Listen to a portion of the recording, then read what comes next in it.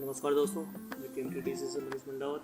पहले मैं अपना परिचय दे देता हूँ आपको। मैं एक सिविल इंजीनियर हूँ। पिछले 14 सालों से बिल्डिंग डिजाइनिंग के फील्ड में वर्क कर रहा हूँ, तो काफ़ी एक्सपीरियंस मुझे है और मैंने इसको काफ़ी करीब से देखा है। इसमें आने वाली समस्याओं को देखा और उसे कैसे टैकल किया जाता है ये भी मैंने सीखा है। और उसी एक्सपीरियंस के आधार पर मैंने एक कोर्स तैयार किया है जिसको मैंने टेक्निकल बिल्डिंग डिज़ाइन का नाम दिया है। उसमें क्या क्या मैं आपको इंट्रोड्यूस कराऊंगा और किस तरीके से आपको इसमें बेनिफिट होंगे, कौन इसके लिए एलिजिबल होगा, ये आगे मैं वीडियो में बात करूँगा।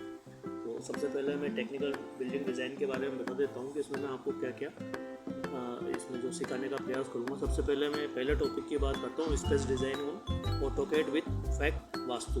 इसका मतलब ये है कि जो भी एरिया आपको दिया जाता है उसकी डिज़ाइन करना, उसको इक्वल डिस्ट्रीब्यूशन नीड के अनुसार, जो आपके नीड है उसके अनुसार उसको डिस्ट्रीब्यूट करना, ये स्पेस डिज़ाइनिंग कहलाता है। और इसका एक फैक्ट होता है वास्तु। वास्तु कई तरह की होती है, कई भ्रम भी इसमें अवेलेबल है, साथ में कुछ टेक्निकल फैक्ट्स वास्तु भी है जिनका असर रियल में मानव के जीवन पर होता है, उसके कारण होते हैं, वो क्यों होता है, वो सब मैं इसके बारे में आपको बताऊंगा।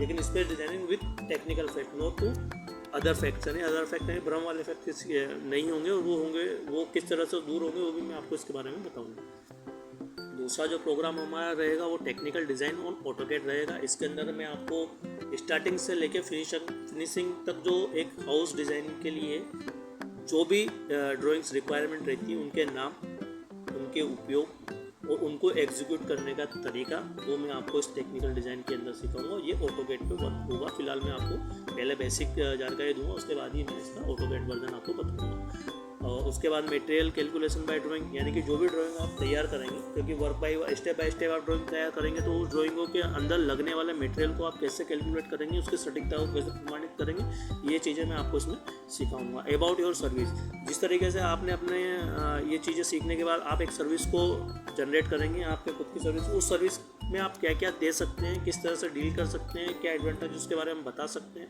किस तरह से उसको आप मार्केट में अप्लाई करेंगे, इसके बारे में इसमें आपको बताऊंगा। इसी के सब टॉपिक में आपको बता देता हूँ required analysis about select site, यानी कि इसमें आपको साइट के बारे में क्या क्या जानकारी होनी चाहिए लेने से पहले, उसके बारे में बेसिक नॉलेज आपको क्या क्या होनी चाहिए, वहाँ क्या क्या चीज़ ऐसा होना चाहिए जो आपको इफेक्ट ना करे या इफेक्ट करे, वो सब चीज़ें आपको मैं इसमें सिखाऊंगा कि किस तरह से वो जानकारी लेनी है, बिना किसी माध्यम पे वो जानकारी किस तरह से आपको जनरेट करनी है और कैसे एनालिसिस करके आपको पता करना है कि ये जानकारी मेरी सही है। उसके बाद रिक्वायर्ड एनालिसिस अबाउट कॉन्ट्रैक्टर की फाइनेंशियल स्थिति क्या है, उसको नॉलेज कितना है, वो कितना उसमें समझता है और वो टेक्निकल फैक्ट्स को किस तरह से लेता है, उसकी नॉलेज कितनी रहेगी इस बारे में, और वो किस तरह किस कैटेगरी का होगा, उसको कैसे टैकल करना है, उसकी लैंग्वेज क्या होगी, उससे किस तरह से बात करना होगा, कहाँ पे किस तरह से उसे बोलना होगा, उसके बारे में आपको इसमें सिखाऊंगा।